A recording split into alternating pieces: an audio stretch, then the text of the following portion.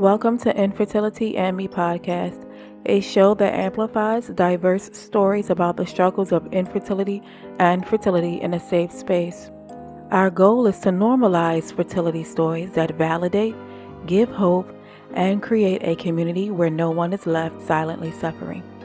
You guys, thank you for tuning in to another episode of Infertility and Me podcast. Thank you for being here with me. Thank you for letting me be a part of your day, friends.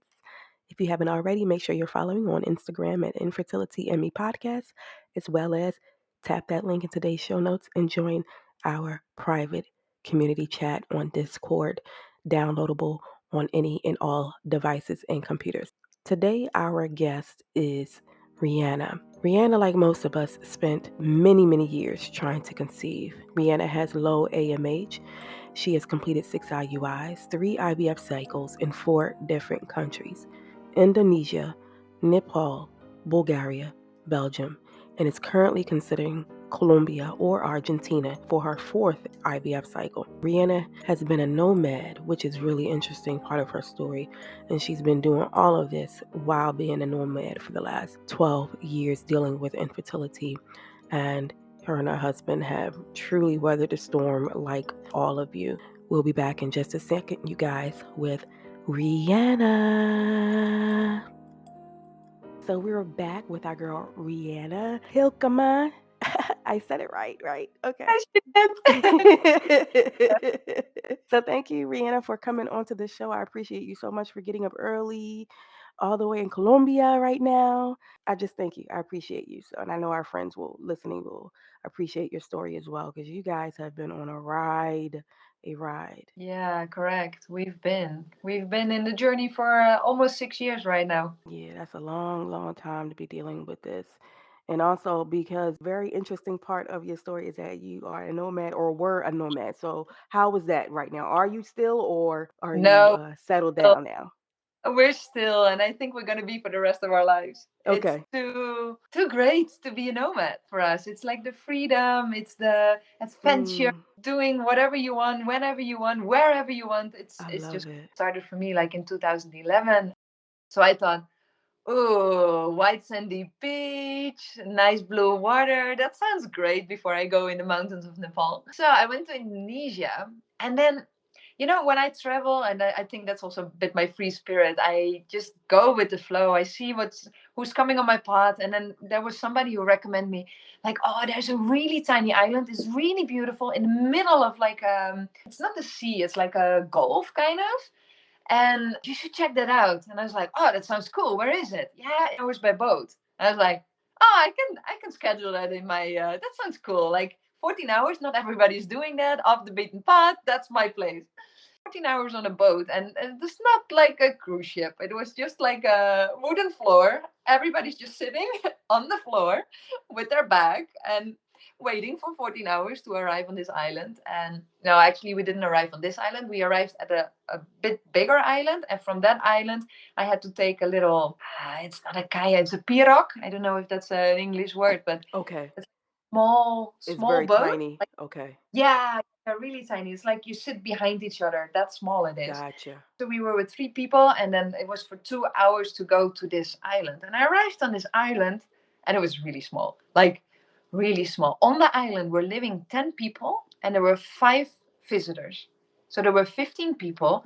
You couldn't even walk around the island. You could only stay on the shore side because on the back it was you could not even pass through it. So it was like wow, what was it? Like maybe 50 meters length and yeah, like 10 meters depth with some houses. So it was really tiny. And I arrived there and I was like, okay, this is gonna be fun for one night, but let's book my ticket for tomorrow back because this is gonna be a bit tough. And so I went to one of the houses and I said, yeah, what time is the boat tomorrow leaving? Can I buy a ticket? And he said, what boat tomorrow? What do you mean? I said, yeah, the boat to go back. And he was like, yeah, the boat just left. He's gonna come back in 1 week. I was like, 1 week? What am I gonna do here?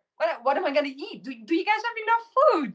It's like, yeah, we just go fishing. So there I was stuck on this beautiful paradise island, because, like I said, this was pure white sand. It was the bluest water I've ever seen in my life. It was gorgeous weather as well. And all the people were so friendly. And there were also two other tourists on the island, two guys. One of them had dengue, so he was in his little hut like for the whole day. And the other guy was really interesting to talk to. Handsome guy, got me a coconut out of a palm tree. He was telling all his stories about the army, and yeah, we got along really well, making campfires in the evening, and then in the morning waking up and doing like a little beach walk back and forth, back and forth. Yeah, so we spent 5 days there together, and we had a blast. Yeah, it felt so good, this moment that you're like, it was meant to be that we came together. But we also had big dreams, each of us, and we had shared them with each other. Like, so for me, I said, it's going really well, and I really like your company, and I really enjoy your time. And I it's been a long time ago that I've been feeling so connected with a guy, but I have this big dream. I want to live in Nepal, and nobody's gonna stop me. I've been stopped for too long before. That's not gonna happen anymore. And he's like, oh, I feel exactly the same. It's like we have such a good match together, and everything is just feels so relaxed and so natural. But I'm in the army and I want to go to the special forces, and I need to stay in the Belgium army for this because he's from Belgium. So our paths separated, and I think it was like not even 24 hours later after we came with the boat for 14 hours, and he went up north through Indonesia, I went south. 24 hours I got a message on Facebook saying, I think I would love to see you again before we fly back to Europe. So we spent another 5 days in Bali together. And sometimes you just meet people and it everything feels good, feels easy. There were no games, no trying to be better, not trying to pretend to be somebody. I could just so purely be myself. And I felt that he was that too. And so when we both flew back to Europe, I flew to Madrid and he flew to Belgium. He had to go on a really tough training for 4 months without any contact. And he said before that, Rianna, I really want to explore if there's more between the two of us. I know I go on a training for 4 months. I need something to hold on to. Can we not book a trip together? We both love traveling, so we booked a trip to Canada. 4 months later, I was standing at the airport in Belgium. I had photos, the pictures of him in his swim short. I had no idea what he would look like in his normal clothes. I have no idea how he would have been gone through the training. And I came at the airport, and there he came, and everything just felt so peaceful. Everything felt it's just so magical. I cannot explain it. And we went on holiday for 3 weeks. We had an amazing time in Canada. I never left so much in my life. And then we decided to just give it a shot, even though we had these big dreams. Me to going to Nepal, he going to the special forces. And so we did a long distance relationship for 1.5 years. And then he decided that if we wanted to continue with this, he was the one who had to give up because I was too stubborn for that. I had my mindset on freedom and living the life I wanted. And so he decided to quit the army and start following me. What year was that when you guys got married? We got married in 2017 in Thailand, Well, around the road. And we got married in Thailand. It was really special as well. after you got married, how long did you guys wait before you started trying to conceive and you got your diagnoses? We started when he proposed to me. That was like back in 2016. We started with this idea. Are we ready? Yes. Are we mentally ready? Financially ready? Yeah. We have everything under control. Okay, we're going to do this? Yeah, we're going to do this. With this illusion of, okay, 1 month is maybe a bit too fast, but at least within 3 months it should work. Well, 3 months pass by, you start tracking your ovulation, you start doing all weird things, you check all this stuff on the internet, whatever app you can find, and then 6 months pass by. And then one moment it was 1 year, and at that time we were living in Indonesia. And I said, I don't want to go to the doctor because it was going a little bit against my feeling of this is something natural. This is something that should come out of love and fun. And but I said, I just want to check if there's something wrong with one of us because, of course, then it's never going to work. Trying naturally, we came to the hospital in the clinic in Indonesia, and the first thing we heard is like, "Oh, you're so young." I was 29 at that time. My husband is 27. You're so young. Just keep trying. Well, we're innocent. What do we know? So we tried for another 6 months. We came back to the clinic and they said, oh, okay, yeah, maybe we should start doing some tests. So they did some tests, did all the tests that you're going through, but they couldn't find anything. So that time we were already 2 years in of trying naturally. So they said, yeah, maybe it's a good idea to start treatments. But that was the time that we moved to Nepal and we found a clinic in Nepal. And in Nepal, we arrived there with the whole, like all the files from Indonesia, all these 2 years of test, no, not 2 years of testing, but our whole background, all the testing, everything, that nothing came out. And we came there with this file. And then Nepal said, okay, yeah, really interesting, but we want to do all the tests again because we're a different clinic, different country. We have different machines and stuff that we're using. So we start all over from scratch. Well, I don't know how the HSG test for you was, but mine was terrible. I had no blocked fallopian tubes, but I think they're really small or something because they were pushing this liquid through. It was just so painful, and I was so freaking out of going through this whole process again. And but well, we had no choice, and we're both really future focused, our lifestyle and everything already. And he was like, think about the end goal. We want to have this family. This is not the way we imagined it, but we know what we're doing it for. I did the test again. They couldn't find it. There was one doctor like pushing on my belly. The other doctor was putting the liquid through. Oh, it was horrible. It was so like, it was really, really intense. And then, well, test came back. Nothing came out. Not for my husband, neither for me. So unexplained infertility. Okay, we're going to start IUI treatment. Started with IUIs. We did 6 in total, and then we wanted to move on to IVFs. But then COVID came, and everything got on hold. So our whole program got delayed. We flew to Belgium. We tried to first start in the Netherlands because I'm originally from the Netherlands. And I thought, oh, this is going to feel good. Everybody's speaking my language, because this is something as well. You're doing fertility treatments. This process is already freaking hard. But if you're doing this in different countries, it's the whole time different languages. In Indonesia, we spoke enough Bahasa, the language of the country, to be able to communicate.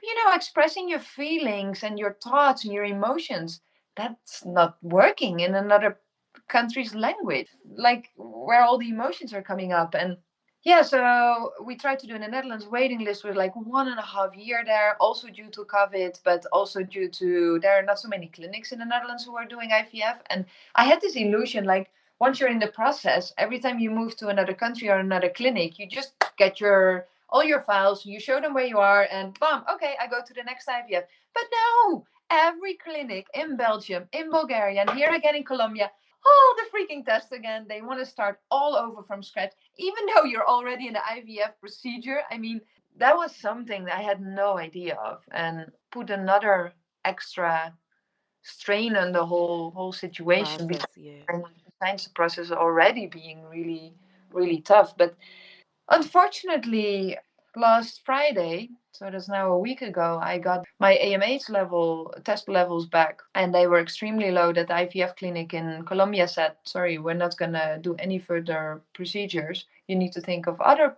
options and explore other possibilities. And that was a slap in our face. Like, we've done 6 IUIs, 3 IVFs, and we were still having this idea of like, okay, keep going, we know what we do it for. And last Friday we made the decision, after a lot of conversations with the doctors over the last couple of months, of course, and together, that we're going to stop treatment.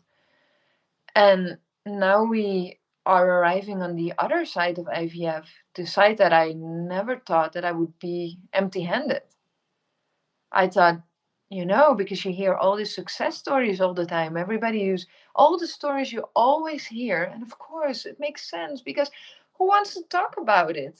If you're at the other side of IVF and you don't have that baby, who wants to bring this story up the whole time? Who wants to deal with all these questions? Do you have kids? Well, no, because I really feel now that I really feel there are two sides. You have the side that you're in the IVF, in the treatments, and people are like rooting for you, the people who know, supporting you, giving you hope. Everybody is there. And now I feel like I'm on the other side, and I feel I have to start all over again. I need to find my people. Well, literally say, are you giving up? Oh, the dream was not that big. That hurts. That hurts like crazy. I mean, and the thing is, like, we decided why we had to decide to stop. There are women going through this, ending on this side because they don't have the financial resources anymore. We were so lucky that we didn't have to stop because of the finances. And there are women who are for physical conditions have to stop. You cannot say that. Oh, your dream was not big enough. Wow. And I feel like I really have now on this being on this other side of IVF, having to reinvent meaning and purpose and what kind of people do I want to surround myself with? How do we continue? How do we create a life that is aligned with our visions? And this is coming from a process. I've been through this whole process, and this stopped last week for almost 6 years. It's like 5 years and three quarter. And the first years that I was in it, my life was on hold. I can easily say for 4 years. My life was on hold. I was traveling all around the world, but I didn't see the beauty of it anymore. I was not interested in going, talking to people, cultures, learning their language. I felt so numb for like almost 4 years, and the only thing that was in my mind, that was this family life that I wanted to create so badly, this baby. I did everything for it. I quit all alcohol for 4 years, like, easy, no problem. I know what I do it for. I want my body to be in the best shape. I did really good active body movements. I was busy with self-care, a lot of meditation, busy with a law of attraction, reading a lot, all this positive insight. The whole thing, my whole life turned around this baby, baby, baby. And then 4 years in, I just had one day, I was sitting on this beach and I was looking at the sea, and I was just thinking, I cannot keep doing this for the rest of my life. This is not living. Look, everybody, and that was the other side, because this 4 years my life was on hold, but I tried to distract myself, of course. So I started like 3 different companies. I was supporting my husband in his company. I was still teaching in the school. I was coaching. I was doing a lot of certification and degrees again, everything to distract myself. So this is what the outside world saw. Whoa, how's he doing that? I cannot even. There were friends of mine who were busy with their coaching practice. They could not get it out of the ground. And they looked at me and they see me running all these businesses at the same time and having a great relationship, because that's always been really important to us, to keep our relation with this base that we had. We know this is so precious, to find somebody that is so matching. We never ever wanted this to be in any way get teared or whatever. And we had a lot of hardships with this infertility, but we always try to come back to, we have the same goal. Even though we process this differently, we're in it together. And so they saw me with this great relationship, this great jobs. I looked happy, traveling all around the world, but inside I felt so empty. And I looked around and I felt so lonely. And that was the day that I realized I'm climbing the wrong mountain. I need to climb a mountain where there is everything on the top, not only the baby. There is a loving husband who is there for me and for the baby. There is this friends and family. There's this life. There's everything I want. And that was also the moment I realized I was so focusing on that one thing that I could not control, even though I wanted so badly. Tracking everything, eating pineapple in the right time in my menstruation cycle, standing upside down, do whatever, do enough sports, no, stop doing sports, lay down for 3 days. I did everything I could do, but it was so out of my control. Going through these IVFs, I heard time after time from the doctors, oh, you're so young, you're so healthy, it's gonna work, and going in this cycle of being up and hopeful. And then everything was working out in the lab. After 5 days, they put it back, everything is great, getting the ultrasound with a little heart around it because this is gonna work out. And 2 weeks in the hope phase, and then being smashed to the ground because it was not. The third IVF, the doctors decided to go back because they said, then we have more chance, but the chance is really big to get twins. But at least you're going to have one. This was literally what they said. At least you're going to have one. Have twins. Be prepared for that. For 2 weeks, we were thinking, how are we going to create our life when we have twins? They're so welcome. It's just double love. If we have one, it's going to be great. But if there are two, it's going to be also great. We're going to manage. We're going to figure it out. And then 2 weeks later, getting our pregnancy result, like typing in a code on the computer. I still cannot understand this whole system how it goes, but typing in the login code and seeing my results that we're not pregnant, like not even far from it. And our whole world crashed down. And I tried to call the doctor, and there was just no support. There was no doctor on the other side of the line. And it was 3 days later that this doctor called me back, and she said, "Sorry, I didn't know how to tell you because I don't know why it didn't work out. I was so hopeful. I thought this was gonna work, and I you must be so disappointed." And I was like, "You have no idea how much I needed support in that moment." And I think this is what baby making industry is failing so badly, because there's so much on this practical side, and there's so little emotional support. There's so little support in empowerment, in choices, in options, in the only thing you hear, okay, so your cycle started, so you're gonna come back tomorrow, we can start all over again. And I'm like, whoa, let me digest this. That's also something that I now really realize, being on this other side of IVF, there is no time to grieve. And I'm now on the other side empty handed. And we said together, we need to find closure in this part somehow. We need to think of a ritual that we can do, that we close this off before we consider any other options. But we also now need time to grieve all these babies that were there kind of, but not there. This dream that collapsed, all these kind of things we need to now process, because there was no time. And I'm thinking about all these women who came on the other side of IVF with a baby in their hands. They have exactly the same. They also had no time to grieve, even though they're lucky to have the baby in their arms. You need to process all of this. It is so freaking hard. Thank God I found my spirit back. I found my focus back, that I realized there is so much on top of this mountain that I want to create to have this perfect family life that I can have. So I have the time for our children, and I have the energy, and I have this fit body to run behind them, and I have this partner that is always having my back. So all these things I can control, I have control over. So that's what I've done in the past 2 years, being super focused on all the things I can control. And this is exactly what I'm doing now in my work as well. I was coaching for many years already. Okay, and now it's me. What do I want?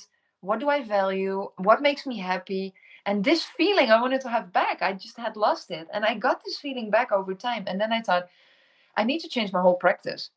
I need to focus on those women that I feel so aligned with, those women who benefit from this whole phase that I've been going through, and shorten this phase for them. I don't want anybody to go through this for 4 years, living your life on hold while having all these amazing experiences and just missing out. I'm looking back at pictures. I just see that my body is there, but my mind was not there. How sad is that? What a waste of my 4 lives. I've ruined friendships because they didn't understand me, and I was just so focused on this one thing, and there was no space for anything else. Yeah, that's exactly how it is. And that's exactly how we behave in the midst of it. Unfortunately, that's just like Yeah, us reacting to the trauma, the grief that you were speaking of. And exactly. unfortunately, we don't find out until it's late. And now I feel like I'm slowly moving even further into my practice, because I'm now on the other side of IVF, and I really feel there needs to be voices out there as well for us women who end up empty handed, have to stop or decide to stop treatment, and what is out there next. Because there are a whole bunch of questions coming on your path, a whole bunch of options and things you have to explore, that you have to again figure out together with your partner, or some people even with secondary infertility with their other children. Like, All of the accounts that I know of on Instagram who provide community support for childless after infertility, childless after fertility treatments, I can count on one hand. And I'm pretty sure that there's yes, many more people out there, but as far as people being in a position of leadership and influence, I mean, Katie from Chasing Creation, Carrie Mm. for Blooming with Care. There's a couple who has a podcast, an interracial couple. I forget their handle. And then Tanya Hubbard Counseling, who's also a coach like yourself and a counselor. And I could definitely send you some people to connect with and that are also in power and leadership like yourself and have coaching businesses surrounding the childless community, childless after infertility community. And I'm gonna also put that in the show details to those accounts so that others listening who may be childless after infertility or childless in general just need something, somebody to hear them, see them, and Yeah, understand. That's all about the validation, right? All about the it is. validation. So, for It a is. last word for the community, what would that be? You've said so much already, but I know you got more in you, Rianna. I know you did. My last word would be educate yourself, listen to voices out there, and then, very important, make your own decision. Find your path, find what's aligning with you because this whole journey it's for everybody different. Everybody ends differently. Find something that is aligned with something that you can find peace with. You say childless after IVF. Yes, now we are childless after IVF. I do think we're gonna explore the option of adoption. We're not there right now. We need to go through this grief, and we don't know if that's our option, if that's our choice. It doesn't matter what you choose, but find something that aligns with you and where you can find peace with when you look back in like 20 years. I gave it all because I can say that to myself now. I gave it all. We quit treatment, but I didn't quit. I was not a failure. I did it all. So I can live with this part, and now I need to find out what is after. So yeah, find your path and follow that. And tell us how we can find you online, my dear, so we can connect further with you and the community you have started building. Yeah. Starting building a community on Instagram now with people really giving them their voice and sharing their stories so you know what's out there. And it's my name, Rianna.Hijlkema. Maybe you can put it somewhere because it's going to be challenging to find it. But and I come under the name Women Empowerment Coach. Yeah, I would love to see you out there. And if you feel you want to share your story, also reach out to me. There are people out there who need to hear your Mm-hmm. story. Also, that's something that I would love to share to finish our beautiful conversation off is that it's hard to share your story, but I believe there's always somebody out there who just need to hear your story. Yeah. That was beautiful, Rihanna. I appreciate you so much for taking time out of your Saturday to be here with us. Truly a bold and courageous thing and brave thing to come on here while you're still in the midst of Mhm. healing before your next step, if there will be a next step for you and hubby. So I do appreciate you, my dear. And we appreciate you for listening, friends, to today's episode of Infertility and Me podcast. You guys know where to find me: Instagram, Infertility and Me podcast, as well as our private Discord chat community with the link in today's show notes that you can sign up for and be a part of, and is moderated by yours truly. So I will make sure there's no riffraff in that group. Well, thank you, friends, for tuning in to another episode of Infertility and Me podcast. Peace and blessings.